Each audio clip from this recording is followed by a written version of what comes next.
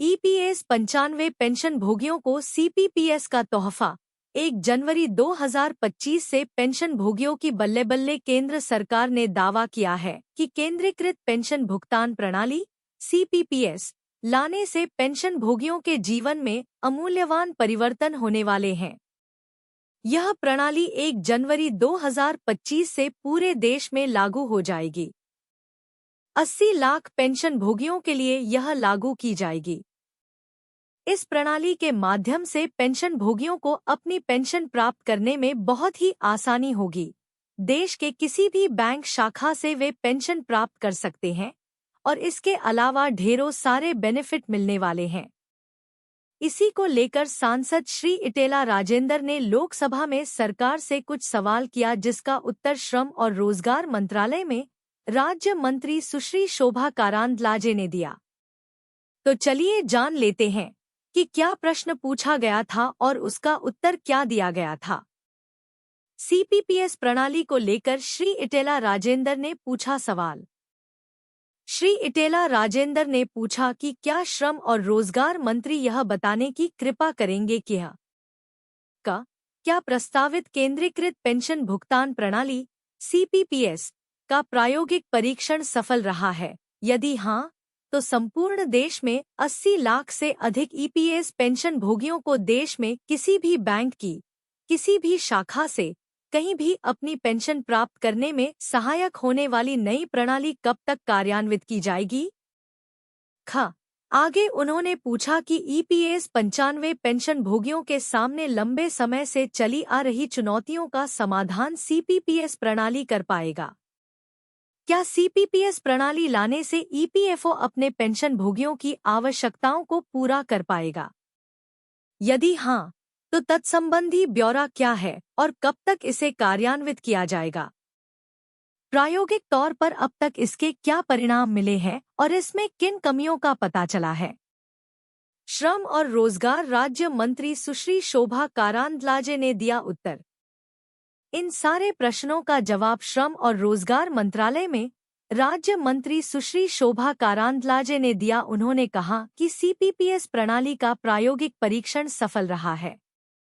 दिनांक 29 और 30 अक्टूबर 2024 को पहला प्रायोगिक परीक्षण सफलतापूर्वक पूरा किया गया और केंद्रीकृत पेंशन भुगतान प्रणाली सीपीपीएस के माध्यम से जम्मू, श्रीनगर और करनाल क्षेत्रों के 49,000 से अधिक ईपीएस पेंशन भोगियों को पेंशन संवितरित की गई। नवंबर माह 2024 में दूसरा प्रायोगिक परीक्षण 24 रो में आयोजित किया गया और सीपीपीएस के माध्यम से लगभग 9.3 लाख ईपीएस पेंशन भोगियों को पेंशन संवितरित की गई।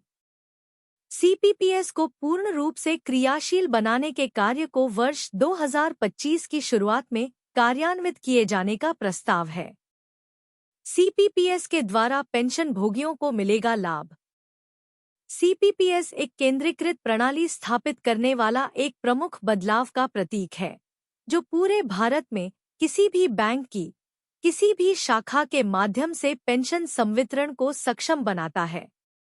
अब पेंशन भोगियों के पास मौजूदा आरओ आधारित विकेंद्रीकृत पेंशन संवितरण में कुछ बैंकों के सीमित विकल्प के बजाय भारत में कहीं भी किसी भी बैंक की किसी भी शाखा में पेंशन प्राप्त करने का विकल्प होगा। पीपीओ ट्रांसफर करने की जरूरत नहीं। सीपीपीएस प्रणाली पेंशन भुगतान आदेश पीपीओ को एक कार्यालय से दूसरे कार्यालय में स्थानांतरित करने की आवश्यकता के बिना पूरे भारत में पेंशन का वितरण सुनिश्चित करेगी, भले ही पेंशन भोगी एक स्थान से दूसरे स्थान पर जाए या अपना बैंक या शाखा बदले। इस प्रणाली के माध्यम से पेंशन भोगियों को अपनी पेंशन प्राप्त करने में बहुत ही आसानी होगी।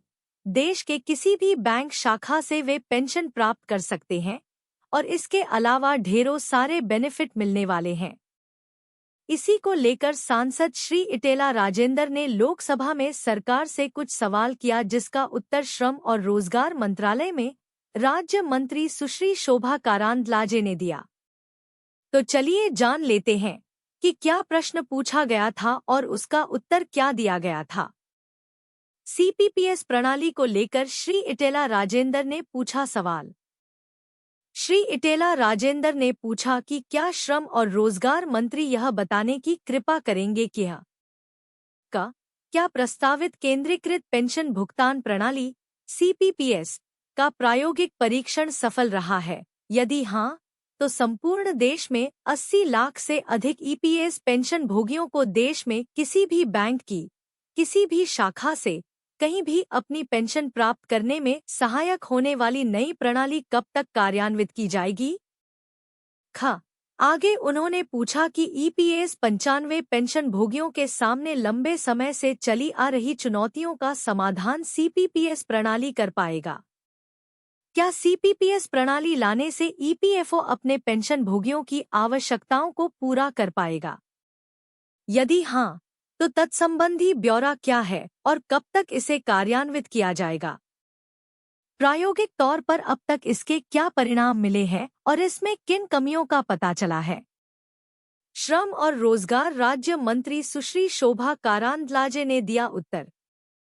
इन सारे प्रश्नों का जवाब श्रम और रोजगार मंत्रालय में राज्य मंत्री सुश्री शोभा कारांदलाजे ने दिया। उन्होंने कहा कि सीपीपीएस प्रणाली का प्रायोगिक परीक्षण सफल रहा है। दिनांक 29 और 30 अक्टूबर 2024 को पहला प्रायोगिक परीक्षण सफलतापूर्वक पूरा किया गया और केंद्रीकृत पेंशन भुगतान प्रणाली सीपीपीएस के माध्यम से जम्मू, श्रीनगर और करनाल क्षेत्रों के 49,000 से अधिक ईपीएस पेंशन भोगियों को पेंशन संवितरित की गई। नवंबर माह 2024 में दूसरा प्रायोगिक परीक्षण 24 रो में आयोजित किया गया और सीपीपीएस के माध्यम से लगभग 9.3 लाख ईपीएस पेंशन भोगियों को पेंशन संवितरित की गई। सीपीपीएस को पूर्ण रूप से क्रियाशील बनाने के कार्य को वर्ष 2025 की शुरुआत में कार्यान्वित किए जाने का प्रस्ताव है। सीपीपीएस के द्वारा पेंशन भोगियों को मिलेगा लाभ। सीपीपीएस एक केंद्रीकृत प्रणाली स्थापित करने वाला एक प्रमुख बदलाव का प्रतीक है, जो पूरे भारत में किसी भी बैंक की किसी भी शाखा के माध्यम से पेंशन संवितरण को सक्षम बनाता है। अब पेंशन भोगियों के पास मौजूदा आरओ आधारित विकेंद्रीकृत पेंशन संवितरण में कुछ बैंकों के सीमित विकल्प के बजाय भारत में कहीं भी किसी भी बैंक की किसी भी शाखा में पेंशन प्राप्त करने का विकल्प होगा। पीपीओ ट्रांसफर करने की जरूरत नहीं।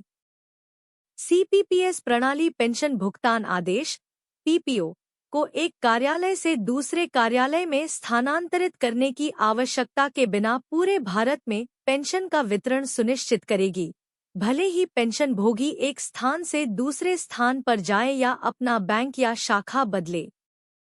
खुशखबरी का आदेश जारी, पेंशन भोगियों की बड़ी जीत। पेंशन भोगियों ने बांटी मिठाइयां। आंध्र प्रदेश हाईकोर्ट में कुछ पेंशन भोगियों ने याचिका दायर कर यह मांग की थी कि पेंशन से कम्यूटेशन के हिस्से की कटौती तुरंत बंद की जाए। पहले से की गई अतिरिक्त कटौती और वसूले गए ब्याज को वापस किया जाए। इसका कारण यह था कि पेंशन के कम्यूटेशन की राशि और ब्याज को 15 वर्षों तक। रीड मो आंध्र प्रदेश हाईकोर्ट में कुछ पेंशन भोगियों ने याचिका दायर कर यह मांग की थी कि पेंशन से कम्यूटेशन के हिस्से की कटौती तुरंत बंद की जाए। पहले से की गई अतिरिक्त कटौती और वसूले गए ब्याज को वापस किया जाए। इसका कारण यह था कि पेंशन के कम्यूटेशन की राशि और ब्याज को 15 वर्षों तक वसूलने का कोई औचित्य नहीं है।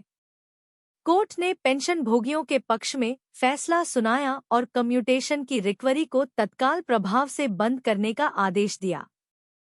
क्या है पेंशन का कम्यूटेशन? कम्यूटेशन को पेंशन बचना भी कहा जाता है, कहीं कहीं पर इसको पेंशन लोन भी कहा जाता है। आपको बता दें कि जब कर्मचारी रिटायर होता है तो वह अपनी पेंशन का 40% हिस्सा कम्यूट कर सकता है। बदले में उनको अच्छी खासी रकम एक साथ मिल जाती है, लेकिन हर महीना उनकी पेंशन से रिकवरी होती है और यह रिकवरी पूरे 15 साल तक चलती है। कायदे से देखा जाए तो जो रिकवरी 11 साल 3 महीने में पूरी हो जाती है, लेकिन सरकार 15 साल तक इसकी रिकवरी करती है। ऐसे में पेंशन भोगियों को घाटा हो जाता है। उसी को लेकर हर जगह से पेंशन भोगी जागरूक हो रहे हैं और इस मुद्दे को लेकर हाई कोर्ट में याचिकाएं डाल रहे हैं। सरकार का निर्देश। कोर्ट के फैसले के बाद आंध्र प्रदेश सरकार ने दिनांक 25 नवंबर 2024 के ज्ञापन मेमो नो फीन 01 रोमिस्क 170-2024 HR3 के आधार पर निर्णय लिया और एक आदेश जारी किया। इस आदेश में निम्नलिखित बातें कही गई। 11 वर्ष 3 महीने पूरे होने के बाद पेंशन भोगियों से कम्यूटेशन की कटौती बंद की जाए। अगले आदेश तक यह कटौती न की जाए। पेंशन भोगियों की पेंशन से कम्यूटेशन की कटौती न करें। जिला कोषागार और लेखा अधिकारी DT हाउस एवं CRT के सहायक कोषागार अधिकारी ATO ने उपकोषागार अधिकारियों को निर्देश दिया कि ऐसे सभी पेंशन भोगियों की पेंशन से कम्यूटेशन की कटौती न करें जिन्होंने 31 अक्टूबर 2024 तक 11 वर्ष 3 महीने पूरे कर लिए हैं। आदेश का पालन। यह आदेश तत्काल प्रभाव से लागू होगा और अगले आदेश तक प्रभावी रहेगा। पेंशन भोगियों के लिए लाभ। यह निर्णय पेंशन भोगियों के लिए राहत लाएगा, विशेष रूप से उन लोगों के लिए जिनकी पेंशन से अतिरिक्त कटौती हो रही थी। वित्तीय स्थिरता बढ़ेगी क्योंकि 11 वर्ष 3 महीने के बाद उनकी पेंशन में कोई कटौती नहीं होगी, जिससे उनको पूरी पेंशन मिलेगी। निष्कर्ष। यह कदम आंध्र प्रदेश सरकार की संवेदनशीलता को दर्शाता है। सरकार ने कोर्ट के आदेश का पालन करते हुए तत्काल निर्णय लिया है। सभी संबंधित अधिकारियों को यह सुनिश्चित करना चाहिए कि आदेश का सही तरीके से और समय पर पालन हो।